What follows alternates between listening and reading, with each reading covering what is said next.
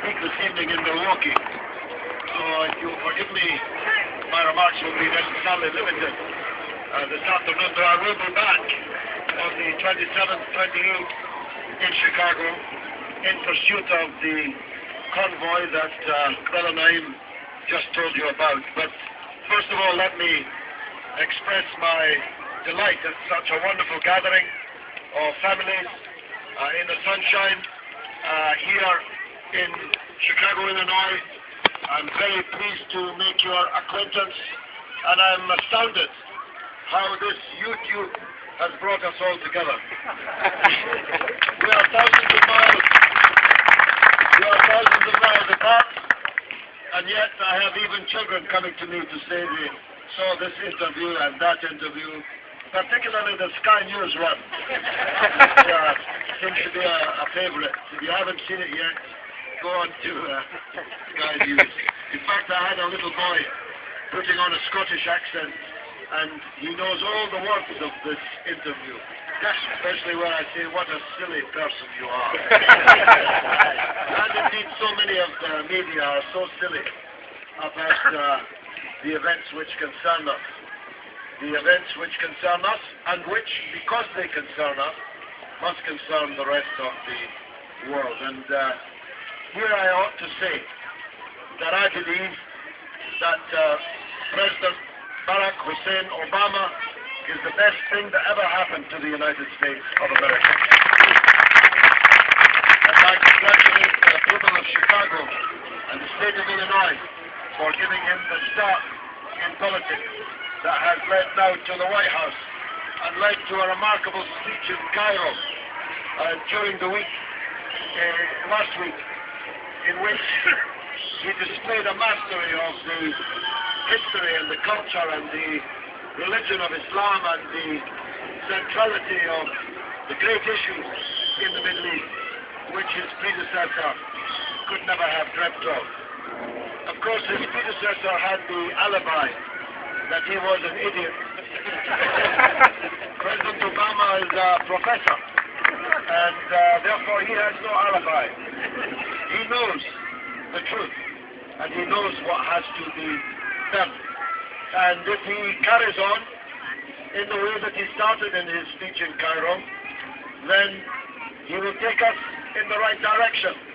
Not as fast, not as far as I, maybe you, would like him to travel. But believe me, there has never been a United States president even considering traveling down the road that Obama signposted in Cairo in the week.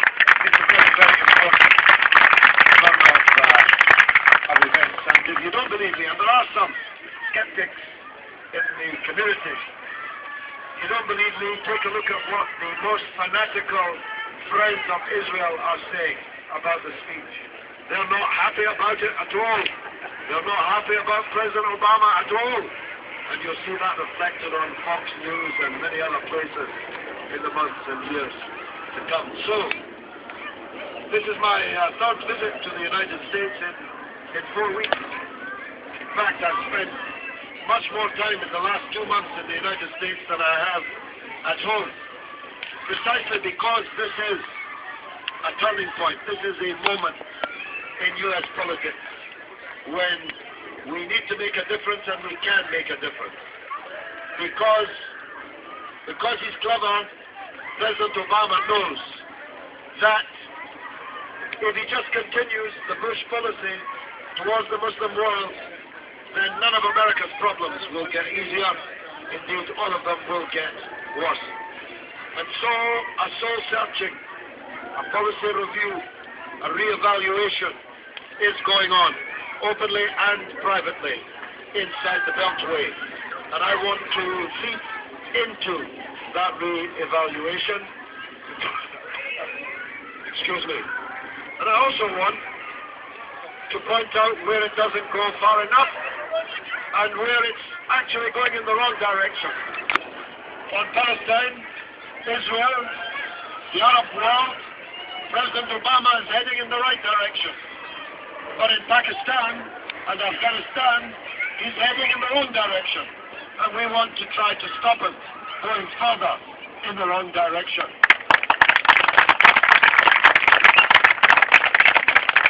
shouldn't fall into the trap that was laid for him by the previous administration.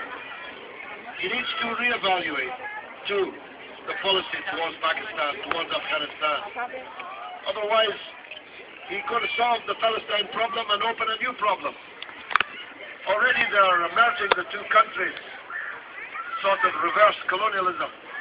Now there's a new country called AFPAC. Afghanistan, Pakistan, being treated as one country now. What problem? Well, whatever the problems in Afghanistan and Pakistan, they're not going to be solved by war. They're not going to be solved by drones and rockets. They're not going to be solved by destroying villages and making millions refugees. They're not going to be solved by making more widows and more orphans and more people hate us as two countries, Britain and the United States. So, let me tell you about the convoy that we took from London to Gaza. We left on St. Valentine's Day, the 14th of February, with love from London. We traveled 8,000 kilometers across 8 countries, through difficult borders, and finally on the birthday of the Prophet, peace be upon him, we reached Gaza and kissed the holy ground of Palestine.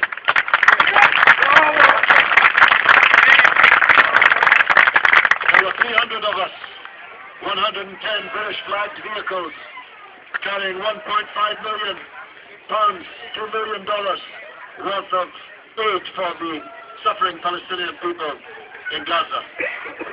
And we broke the siege. People told us, they will never allow you to enter. Israel will stop you. Egypt will stop you. Somebody will stop you.